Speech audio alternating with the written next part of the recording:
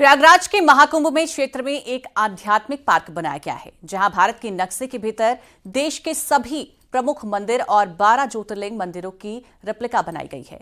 प्रयागराज के ऐरल गंगा घाट के पास मुख्य मार्ग पर यह शिवालय पार्क बनाया गया है। इस पार्क में हर रेप्लिका मंदिर के सामने उस मंदिर का नाम भी लिखा गया है। सभी मंदिर स्क्रैप यानी कि कबाड़ में निकले लोहे के से बनाए गए हैं। बावजूद इसके ये हूबहू असली मंदिर की प्रकृति लगती है। शिवालय पार्क में भारत के नक्शे के बॉर्डर पर एक नहर बनाई गई है, जो नदी का प्रतीकात्मक रूप है। इस नदी में बोटिंग की भी सुविधा है, जिससे आप भारत की परिक्रमा करने का एहसास कर सकते हैं। टिकट चालू।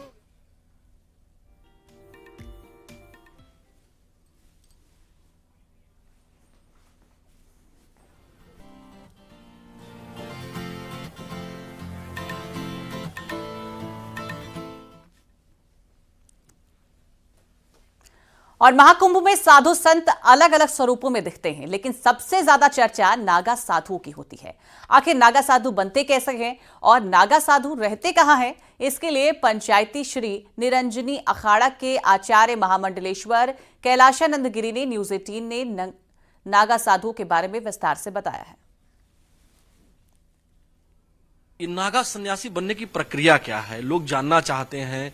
क्योंकि सनातन मतावलंबी हम देख रहे थे कि पुष्प वर्षा आप लोगों के ऊपर कर रहे थे, और सबसे ज्यादा इंटरेस्ट अगर सनातन मतावलंबियों का किसी में था तो वो था कि एक बार वो दर्शन पा जाए नागा सन्यासियों के। तो नागा सन्यासी बनते कैसे हैं और इनका क्या महात्म्य है? बहुत अच्छा सवाल है। लोकहितकारी प्रश्न है, लोगों को जरूर जानकारी होना चाहिए। नागा हमारे यहाँ एक बहुत तपस्वी होते हैं, और नागा बनने की जो प्रक्रिया हमारे यहाँ है वो रात्रिकालीन 3 दिन की रात्रिकालीन प्रक्रिया है। 3 दिन में हम नागा बनाते हैं।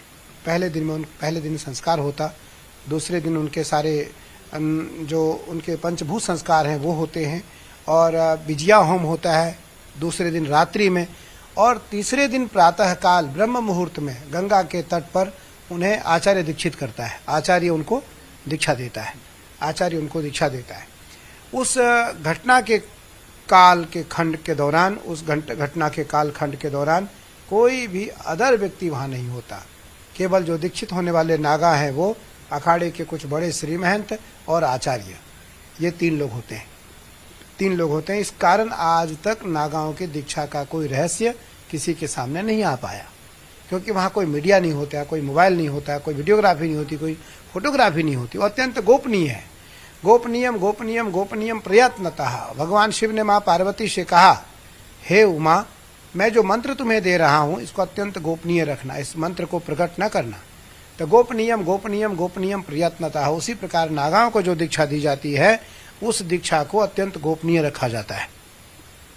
और गंगा तट पर दीक्षा होती है, क्योंकि उनका विजया होम होता है। विजया होम के बाद उनका तर्पण होता है, सारे कर्मकांड होते हैं, और नागा विरक्त होते हैं, नागा बैरागी होते हैं। बैरागी मतलब उन्हें किसी चीज से कोई राग नहीं होता, वो राग द्वेष से परे होते हैं। उनका एकमात्र उद्देश्य होता है धर्म और अखाड़े की रक्षा, राष्ट्र धर्म और अखाड़े की रक्षा, आचार्य की रक्षा। इसलिए उनको सनातन धर्म के सिपाही, अखाड़े के सिपाही और भारत के सेनानायक कहा जाता है। अच्छा,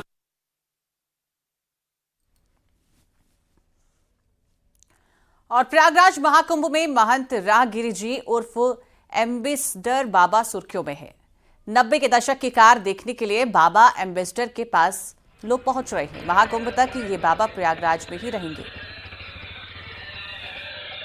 क्योंकि ये हमको लेकर के हर जगह में जा रही है, आ रही है। मेरा सोने खाने पीने का व्यवस्था सब इसके अंदर में रखता हूँ। एक घर के जैसा है, एक मेरे जान के जैसा है, एक मेरे माँ के जैसा समझ लीजिए।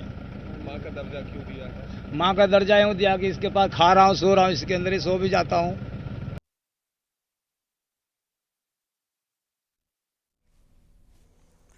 और महाकुंभ मेले में अब केवल 1 सप्ताह बचा है। भारत और दुनिया भर से हजारों श्रद्धालु और साधु संत प्रयागराज का पहुंचना शुरू हो गया है। महाकुंभ में से एक रुद्राक्ष बाबा भी पहुंचे हैं। 108 रुद्राक्ष की माला पहनते हैं, जिसमें कुल 11,000 रुद्राक्ष है। इन 11,000 रुद्राक्षों का वजन 30 किलो से भी ज्यादा है।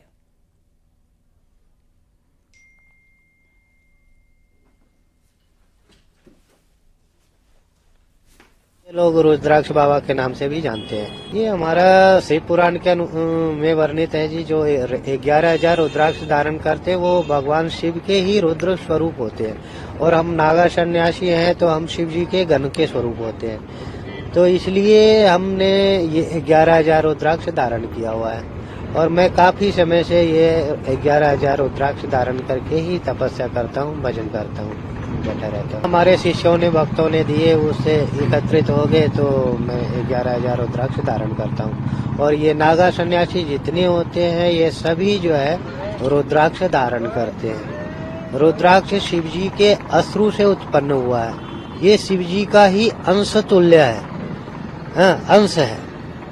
तो ये रुद्राक्ष शिव जी के ही स्वरूप है, तो हम धारण करते हैं। सन्यासी जितने भी होंगे सभी रुद्राक्ष धारण करते हैं।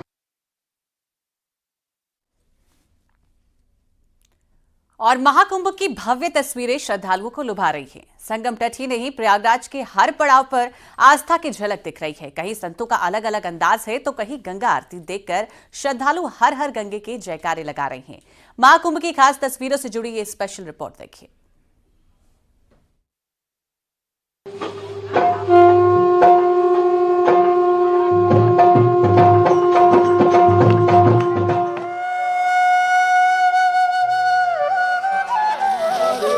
ये तस्वीरें आपको आस्था और भक्ति के रंग से सराबोर कर देंगी।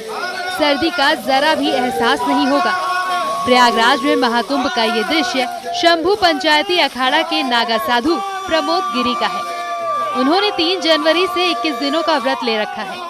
ब्रह्म मुहूर्त में तड़के 4 बजे गंगा जल से स्नान कर रहे हैं। मिट्टी के घड़े से भक्त उन पर जल गिराते रहते हैं। रोजाना 2 मिट्टी के घड़ों में जल बढ़ता रहता है और इस प्रकार अब तक 58 घड़ों में जल भरकर वो स्नान कर रहे हैं। 24 जनवरी को 21 दिन पूरे होने पर 108 घड़ों का जल हो जाएगा। उनका कहना है कि विश्व शांति के लिए ये व्रत लिया है।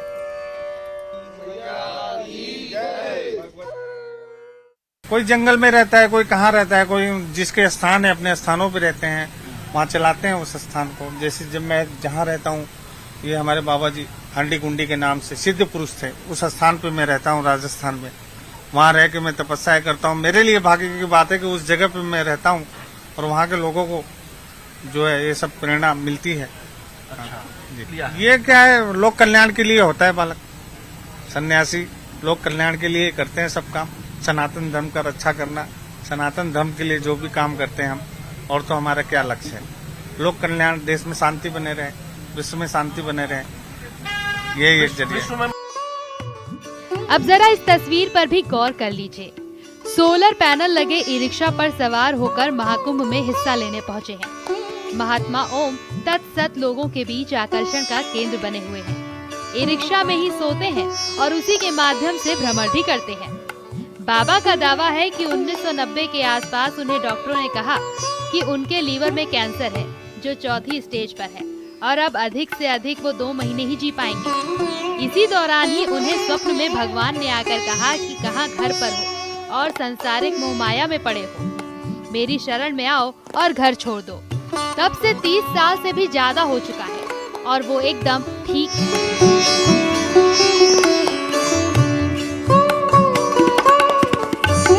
3 फीट चौड़ाई है। सोते कैसे हैं महाराज जी? इसमें भीतर लंबा है, हम जितना चाहिए, हमें 6 फीट के लगभग हैं, तो इसमें 1 फीट बच ही जाता है। कोई सोने में 1 आदमी कोई प्रॉब्लम नहीं है, 2 आदमी का जगह नहीं है। दिक्कत कोई अगर वैसे इमरजेंसी आ जाए तो दिक्कत हो जाता है। अब जब बात साधु संतों के अलग अलग रंगों की हो रही है, तो फिर भला इस महाअनुष्ठान में आसमान से आए परिंदे कैसे पीछे रह सकते हैं। संगम नगरी नाव की रंग बिरंगी तस्वीरों के बीच अटखेलियां करने लगे हैं। हालांकि इन विदेशी पक्षियों की संख्या थोड़ी कम है, लेकिन श्रद्धालुओं को लुभा रही है। महाकुंभ के लिए प्रयागराज के कोने कोने में भक्ति की धारा बह रही है।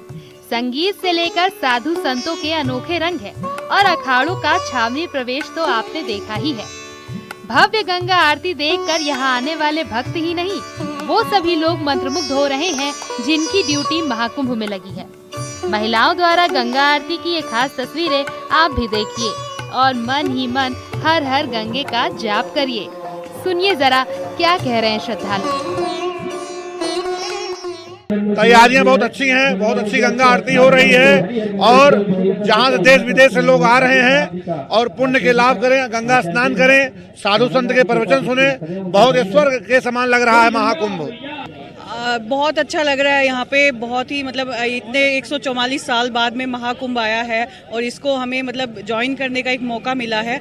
हम लोग, हमारी भी यहाँ पे एक टीम है। हम लोग यहाँ पे एज ए मेडिकल स्टाफ है। यहाँ पे हमारा हॉस्पिटल लगा है, एम्स रायबरेली जो है, वहाँ का पूरा सेटअप हमारा यहाँ पे आरती में आती है। हाँ जी, ये अद्भुत आरती इस माने में रखती है कि सारा विश्व जिस समय कोरोना से पीड़ित था उस समय भी ये आरती निरंतर चलती रही, इसमें किसी भी प्रकार का व्यवधान नहीं हुआ और ये विगत 27 वर्षों से अखंड आरती जो है आज जनता के सहयोग से, भक्तों के सहयोग से चली आ रही है, जो कि सफलता का राज आपको देखने को आज मिल रहा है। देश दुनिया में महाकुंभ अपनी अमिट छाप छोड़ने के लिए तैयार है।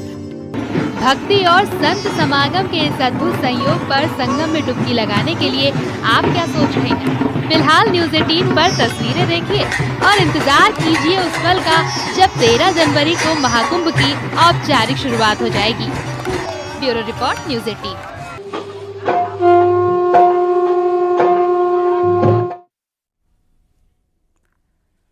और आज दिल्ली विधानसभा चुनाव का और प्रयागराज महाकुंभ में सन्यासियों के आनंद अखाड़े की पेशवाई यानी कि छावनी प्रवेश शोभा यात्रा निकाली गई है।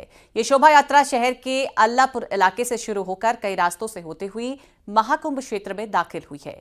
शोभा यात्रा में वैसे तो हजारों की संख्या में संत महात्मा शामिल थे, लेकिन खास आकर्षण का केंद्र नागा सन्यासी थे।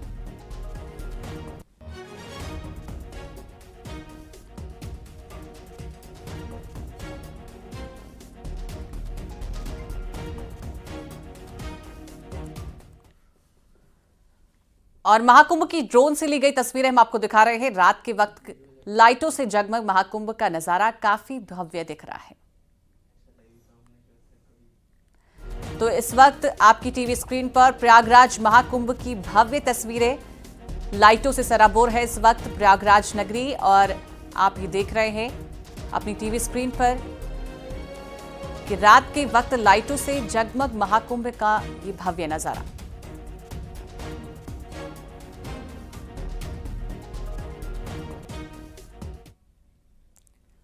और महाकुंभ की तैयारी जारी है। तैयारियों को अंतिम रूप दिया गया है। घाटों पर पुलाव बिछाए जा रहे हैं। श्रद्धालुओं को कोई परेशानी ना हो, इसके लिए खास ख्याल रखा जा रहा है।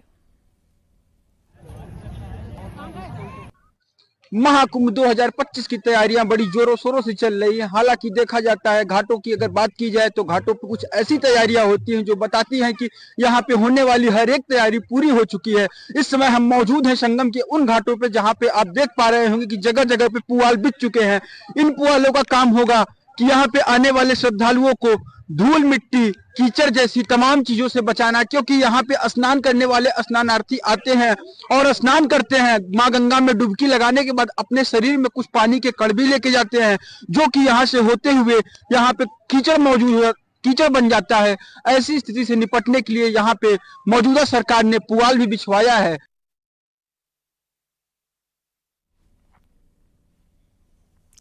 और महाकुंभ की तैयारी पूरी हो चुकी है। इस बात का प्रमाण घाटों में पहुंचने वाली ये हुआ है।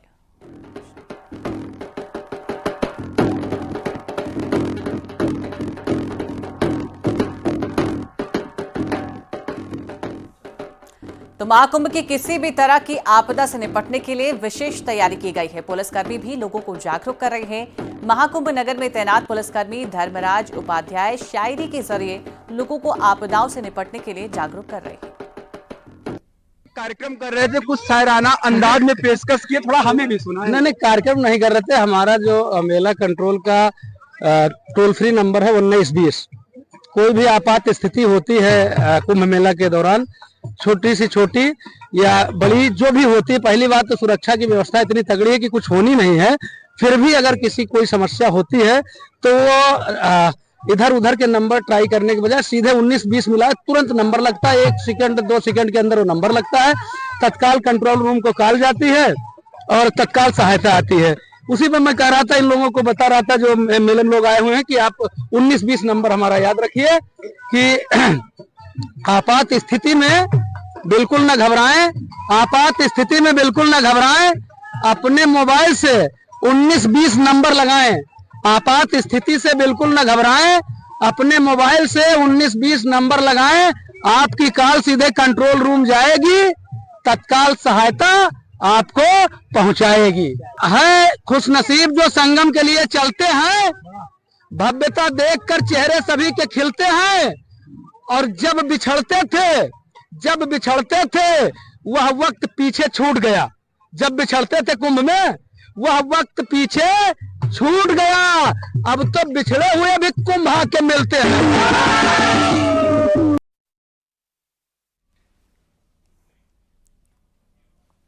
और यहाँ वक्त एक बहुत ही छोटे से ब्रेक का। खबरों का सिलसिला लगातार जारी।